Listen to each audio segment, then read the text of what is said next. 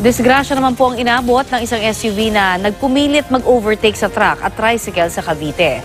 Isang bus naman po ang nahulikam na muntik makabangga ng sasakyan sa Quezon City. Ang mainit na balita, hatid ni John Consulta.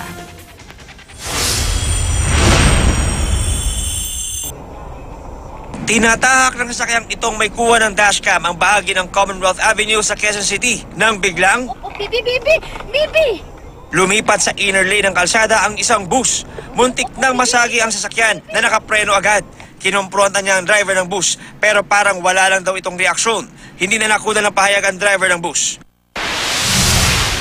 Biglang paglipat din ng linya sa kalsada ang naging mitsa ng nahulikam na disgrasya sa Silang Cavite. Makikita ang isang SUV na pinilit mag-overtake sa isang truck at tricycle.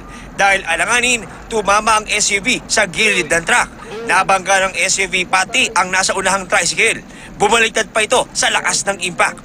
Hindi na nakakuha ng impormasyon ang uploader ng video sa sunod na nangyari sa mga biktima. Uy! Boom! John Consulta, GMA News.